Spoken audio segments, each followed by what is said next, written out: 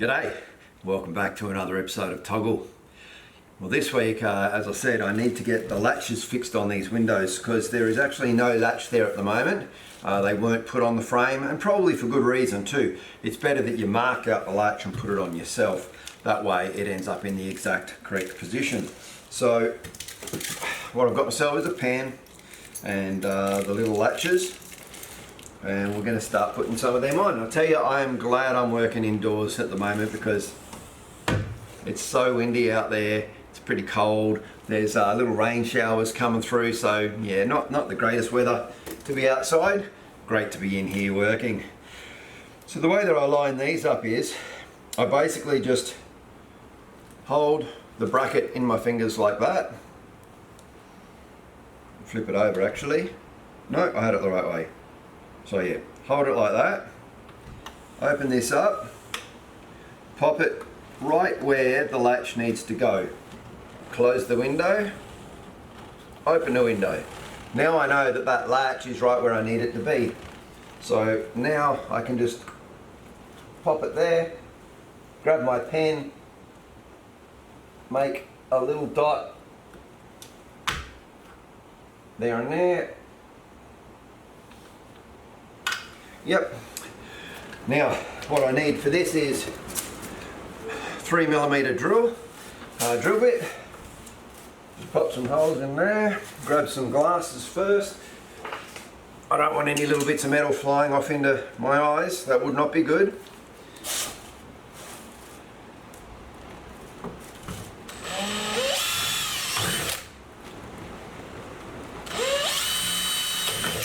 Okay, 2 holes pre-drilled and ready to put the first latch in. Hey, I'm back. All right, here we go. That weather is shocking out there. All right, the other thing to do as well is make sure that the little hook there is on the correct side, otherwise it's not going to latch. So when I push on that, it opens outwards. So I've got that the right way around. And just pop in there. Try not to drop the screw out the window, as I've already done once.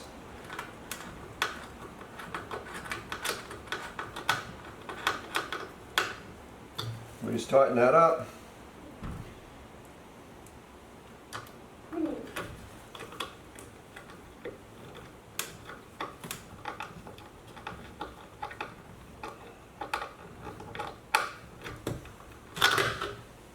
Nearly dropped it out the window.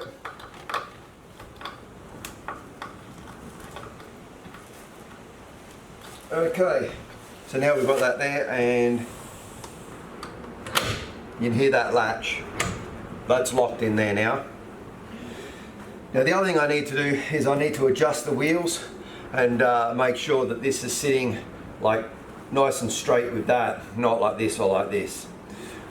So it's the same as I did with the doors, but I'll just show you again. So right here we have our 2 screws. This one locks the wheel and this one adjusts the wheel up and down depending on whether you turn it anti-clockwise or clockwise, and that's how you can adjust that up. Now if I push that in, I can see that this back corner needs to be lifted up quite a lot because the window is leaning backwards. I need to stand this back end up. I may also need to lower the front edge down, which it looks like it will need to as well. So I can do it one of 2 ways or both ways. So let's start by lowering the front. So I'll loosen off that first screw, and then I might get a longer screwdriver. There it is.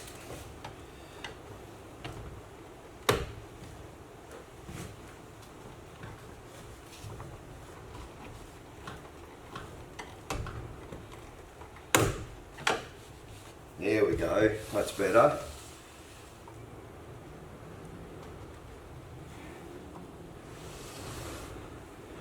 Went just a fraction too far. So we'll just straighten it up. Just a little.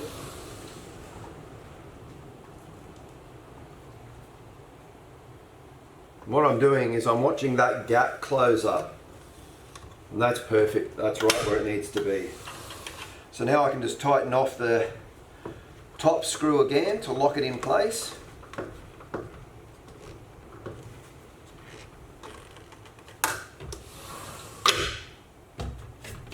Perfect. And that's how the windows get done. So I've got 6 windows, so I've got 12 latches to put on. So I'll run around and get those done now, and then we'll get on to the next thing that we need to do.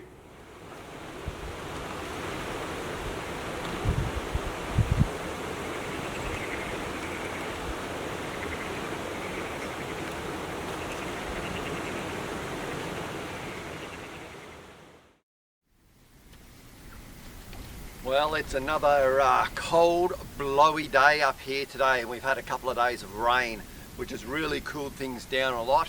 The fact that the ground is so wet and that cool wind, like it is icy. I think I'll be putting a beanie on in a minute.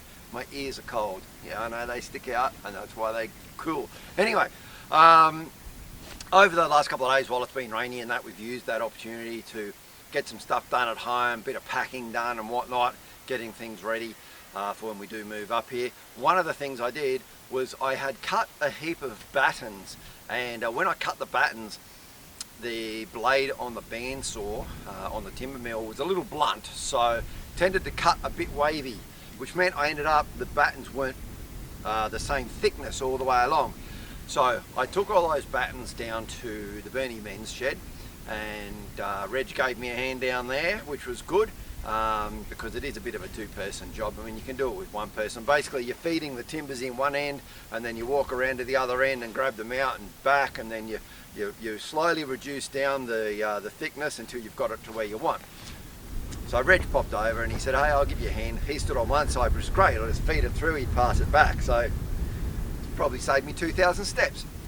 Anyway, I've got them all down to being 45 by 45 mil. They're up on the roof there, so they look a lot better. And the reason it was important for me to get them to an exact width is because they're going to be notched into the framework when I put it up there. So if I'm going to cut all the notches ready, I need to know that the frames are going to fit and fit snugly. So I did that. Now, in doing all of that, I created a huge amount of wood shavings and stuff.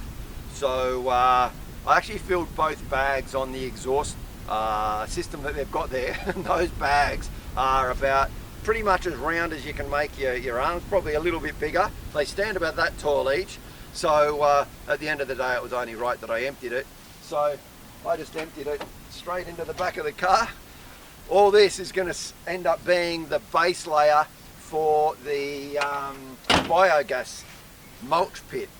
So once everything's digested through the biogas system, and then the liquid fertilizer drains off, goes down the hill, and then I've got to build a mulch pit down there.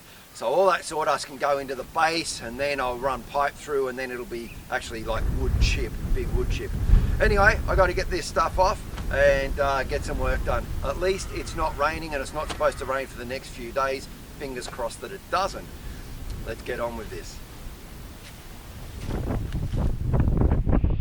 Well, she's still pretty cold out here and blowy, but as I said before, at least the sun's shining. We've got a fair amount of blue sky, which is great. It's helping things to dry out a bit. The wind actually helps to dry out too. But that timber's off. So what I need to do now is get a pit dug, a mulch pit dug. Now what we got here is, this is where the biogas pit is going to sit. Well, not the pit. This is where the biogas bladder will sit. And as you saw in a few episodes ago, I dug the trench all the way down, and that ends down between the car and the fence. So I just need to get the tractor, dig a big pit down there. Well, it doesn't have to be that big. It's actually only got to be like 2 meters by 2 meters or something. But anyway, yeah, so I'll start digging a pit to get this sawdust out.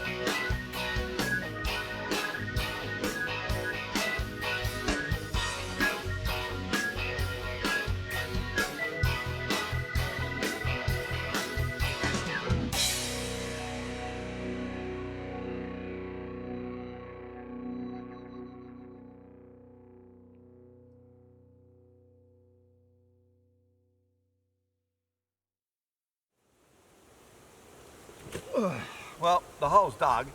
I just want to clean out the bottom a bit with the shovel, and then I'll get that sawdust in.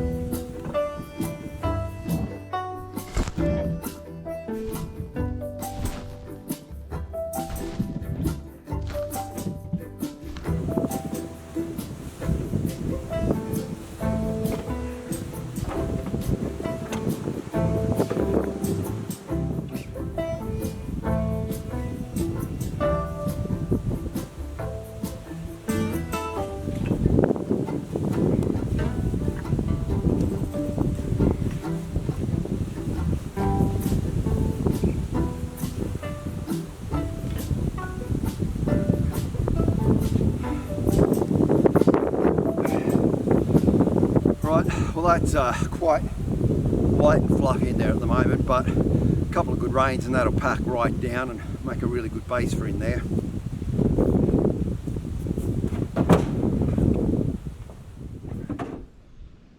Well, we got a little bit of rain last night.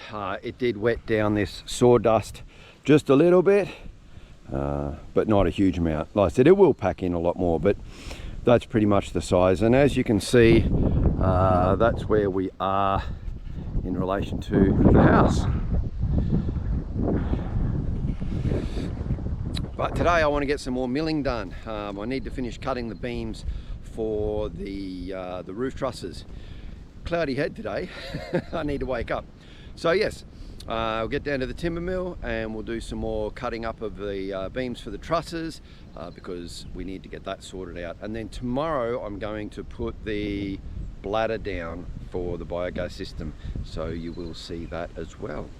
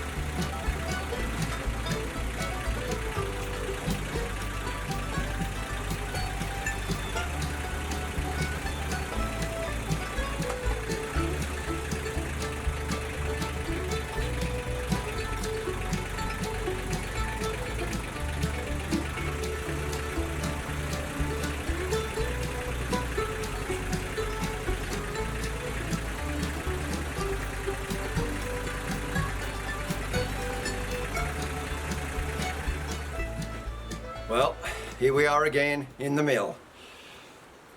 This is a blackwood, so dust mask is essential. I've got the blade on, tensioned correctly, done a little bit of maintenance on the timber mill as well, just to make sure that she's running good. Log is secured in place. Let's get cutting.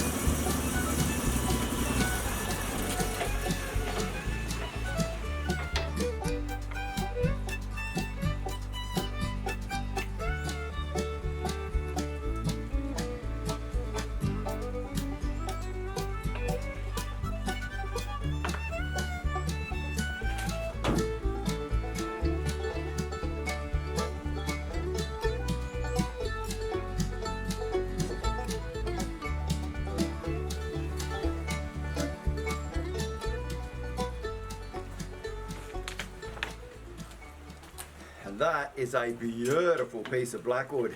It's a shame to just be using it on roof trusses.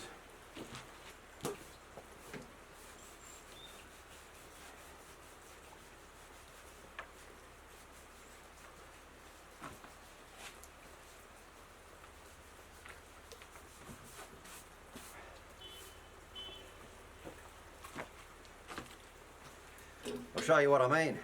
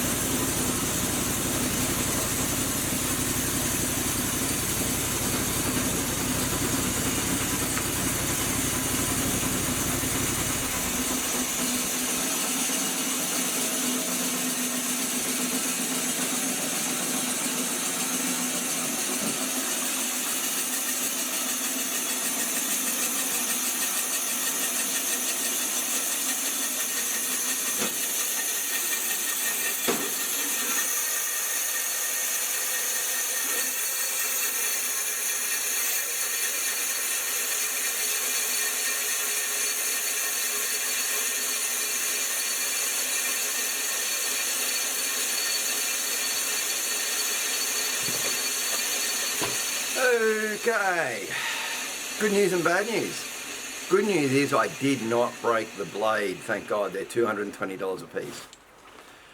Bad news is I'm going to have to go and get it sharpened. So what you didn't see right at the start was the blade jumped a couple of times, and when it did, it hit the inside of the door over there. Now I'm not sure if you can tell from there, so I'll show you closer up in a minute, but the teeth have hit the inside of the door and the door's metal, so it blunted it. So I've just been taking some thin cuts off there, and it's struggling, and you can probably hear too, it's just not a nice whoosh through. It's really sort of got that high-pitched ring, and that I think the teeth are just really blunt. Now normally when the teeth get blunt, it'll start to cut wavy like that, so that's what I was looking for. I was actually going to just do that one last cut, and I was already thinking, I reckon I'm going to have to stop, and then bang, it jumped off. So that's what we're going to do. Beautiful timber. It's going to be great for what I need it for, but I'm not going to be able to do it today. So I'm going to pack this up right now, and then we might go and lay out the biogas bladder, hey? I was going to do that tomorrow. Might as well do it today.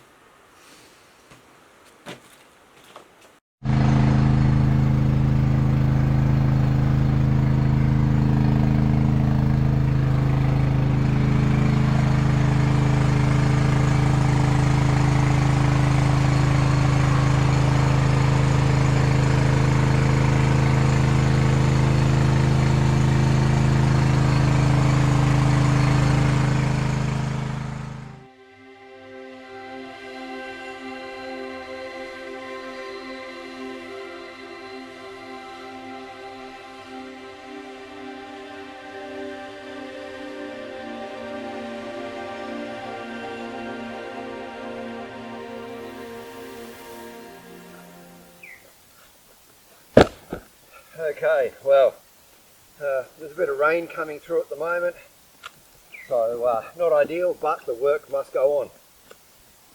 So what I need to do is get the biogas bladder sorted out.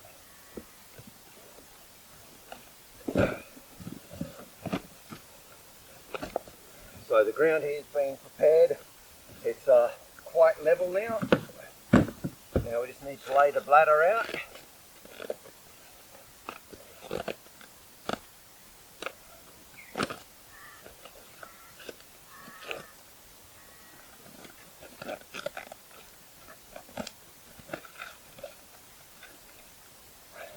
Okay, now there is a correct end. There's an input and an output end, and I need to make sure the input end is up this side.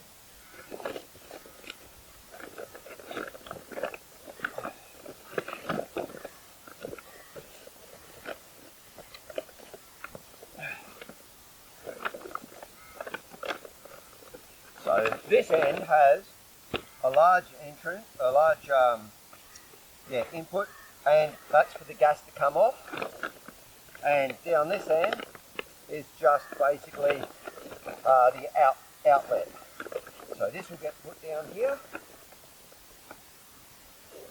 like this.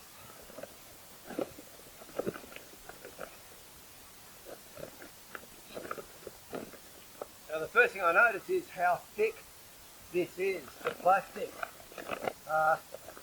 which is really good, really high quality. It's not just a flimsy plastic.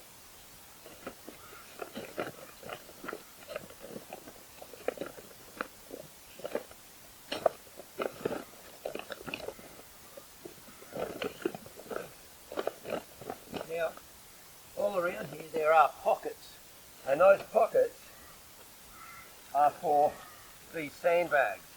So they give you a heap of these plastic bags to fill up with sand, and they will go all over this. So I just need to start putting these in before I fill it up with water.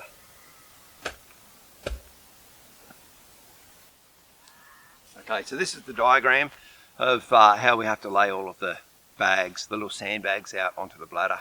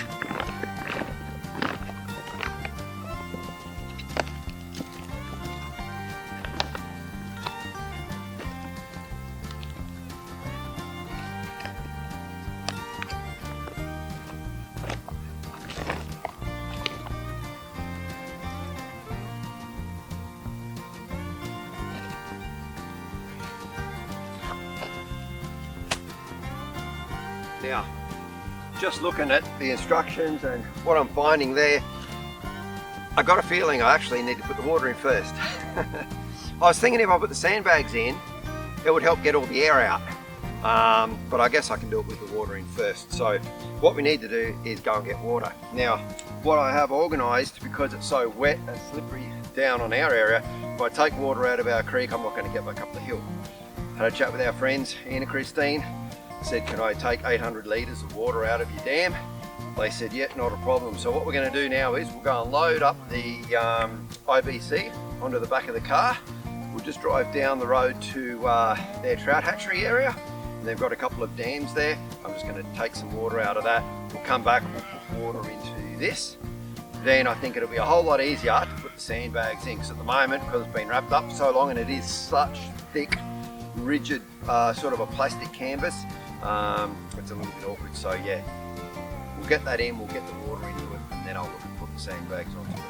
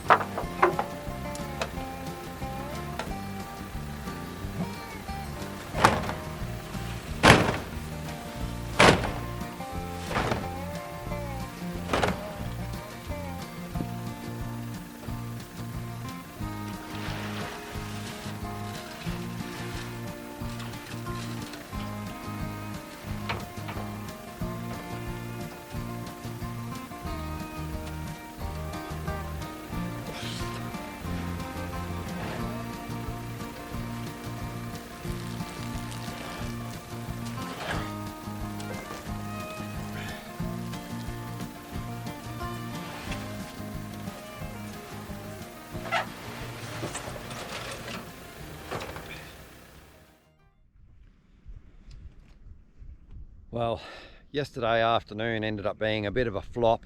The weather was horrid, as you saw. I was really pressed for time. I was starting to get myself flustered, and I started forgetting things, making mistakes and whatnot, so I just decided to call it and just stopped for the day. I thought, well, I'll just come up again tomorrow, which is now, and as you can see, the weather is a hell of a lot nicer. So what we're going to do is I'm going to head down and get that water now, and then we'll come back and we will fill up the biogas bladder. The weather just got more and more miserable yesterday evening too, by the way, and it's actually so much so that in the background over here, I'll zoom in right over the back here, there is snow on the mountain range out there again, which I've showed a couple of times, but yeah, quite a good dump of snow out there. So yeah, it's cool. But as I said, today we've got a beautiful sunny day, so let's go get this water. Well, there's a bit of excitement, as you can hear, from the cows, because my mate Ian's just come down to grab some hay to take to some of his other cows, and these ones over here think they're getting fed, so they're bellowing their guts out. But I'm all set up now.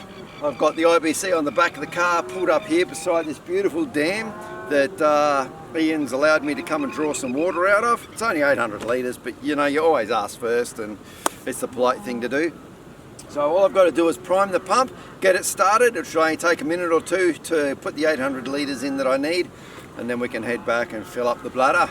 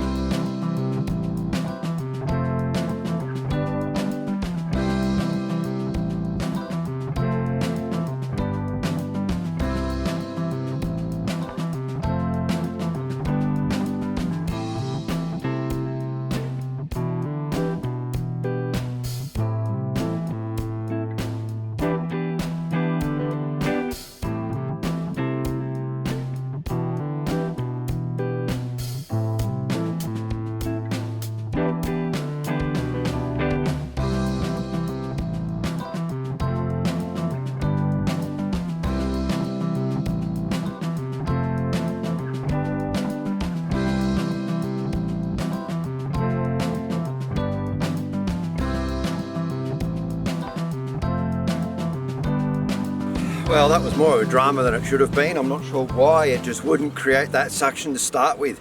The idea is you fill up the barrel that's on the side, that's priming it. As it pumps that water out, it should be creating a suction to bring more water in. I think there was just too much air in the intake pipe, even though that the bottom was under, and I reckon what was happening was all the water was emptying out of that first basin before the water was coming up and in, so then it was just losing its suction. That's why I moved it lower down so that I could keep more water in the pipe. So what I might look at doing is getting a one-way valve on the end of that pipe too, because that way as I prime the cylinder, whatever overflows into the intake pipe will stay in the intake pipe. If I can fill the intake pipe as well, that'd be fantastic, because it just eliminates all the air and it will start its pump straight away. I haven't used these sorts of pumps very often. This is the one that Steve and Anita gave me at the start of the year. Again, very grateful for that. And yeah, we filled up that IBC in just a matter of minutes. So now I will pack all this up and we will get up and we will start to fill the bladder and get that stretched out and ready to go.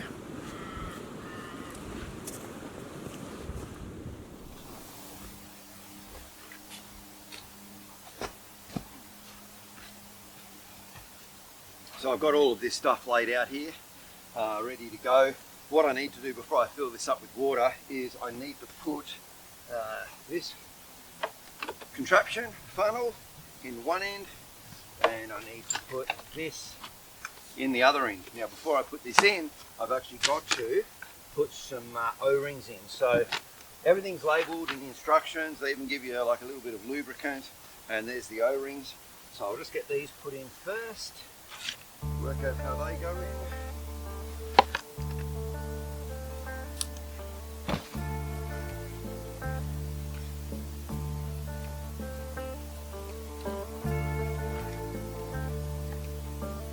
So from what I think the way it goes is that you put the O-ring inside in that channel, in there, and then slide this on. That actually makes a reasonable fit, so I reckon that's it.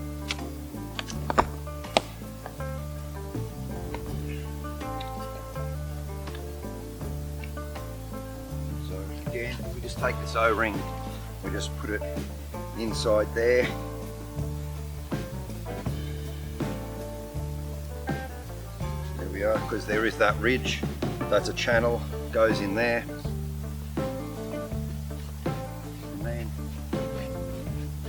Lubricate this end.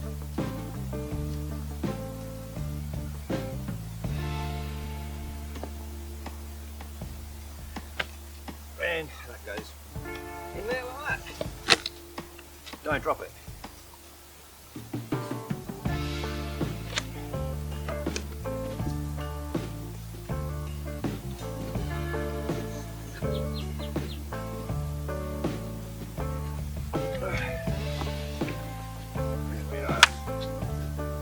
That's got him.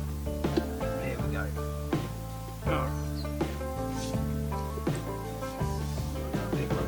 Good. Alright. Now, of course I've got to put an O-ring into each of these. That one goes into there. That. The other into this.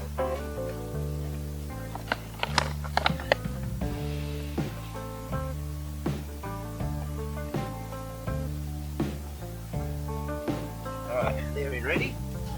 Now, make sure we put the right one in the right end.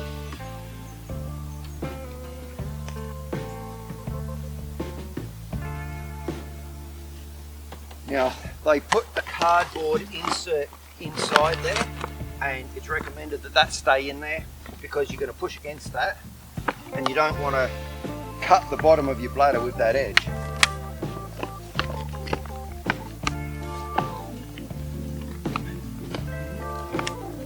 Alright, that's in. You do feel it when it pops in quite well actually. And they will fix them in a minute. Now, this other end.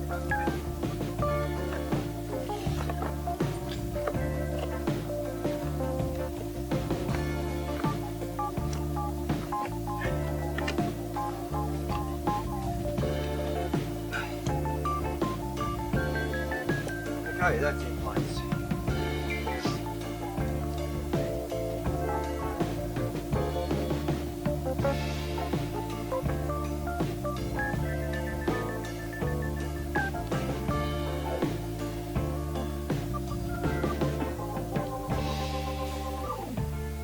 Alright, so we are ready to start filling the bladder. I'll go and get the water turned on and we'll start filling. The instructions specifically say to have your hose draped from the back towards the front. Don't try and stand this up and fill it. You want everything laying in like this.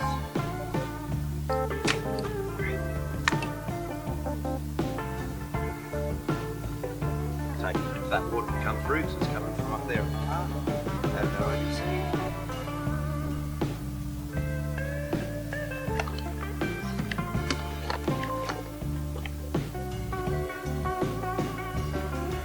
There she goes. Now I'm going to let this fill really slowly because normally you'd have a couple of people to help stretch the bottom out.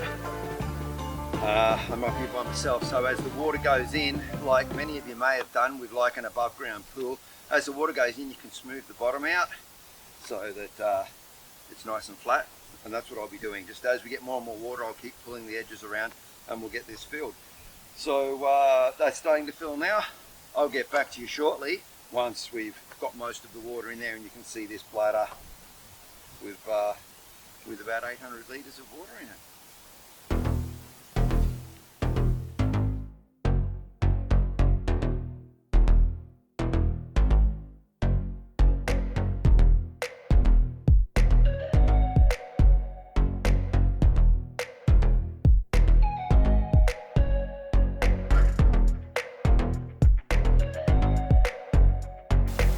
Well, this is a very slow fill. Simply just draining it through a garden hose is taking a long time. I've got the GoPro running over there on a time warp, which is like a sped up, hyper fast. Can't even think of the word at the moment. Anyway, time lapse, that's the word. So I've got it running on a time lapse. So you've seen part of that, and I will flick back to that and we'll continue running it until it gets that dark that we can't see. But I'm just going to leave this and let it fill up overnight. Tomorrow I'll have to put the sandbags in, those little sandbags, but that's not a big deal. It's not going anywhere because with 800 litres of water, which is 800 kilos, the wind is not going to blow it anywhere. So the sandbags are only in it to hold the top part of the bladder down to get the gas to push out. You see, this bladder is kind of in two sections. You've got a lower bladder that holds all of the fluids that break down and create a gas, and then there's an upper chamber that will fill with gas, and the sandbags sit on top of that. The weight of the sandbags help pressurize the gas so that the gas can then be forced through a hose that we will run back up to the house, and that gas can run a small cooker that comes with the biogas system. But I am going to have to wrap up this video here. I will leave you with the last few seconds of the time lapse, as I said, until it gets dark. That'll be in the exiting music, let's call it. So thanks very much for watching. I appreciate it, and I appreciate everyone's support, the comments. It's been fantastic. Lots of questions being asked about the whole setup, and that's great because it's generating conversation. People are thinking about things, and I'm really glad that I can help the community who are thinking about doing something like this. You know, we're not leaving a footprint at all when you think about it. Our waste is being turned into nutrient that goes back into the soil with the gas that comes off for our cooking. We're using the solar panels for heating and whatnot. So all in all, yeah, pretty much it is off-grid and not really leaving much of a footprint. So it's great, you know. Well, at least once we're living up here, that's how it's going to be. We're almost there, a couple of weeks away. So thanks very much. Until next week, you stay safe, take care, have a great weekend. I'll see you guys next Friday. There should be something special next Friday too. Not to do with the build, something special. Have a great weekend. Cheers.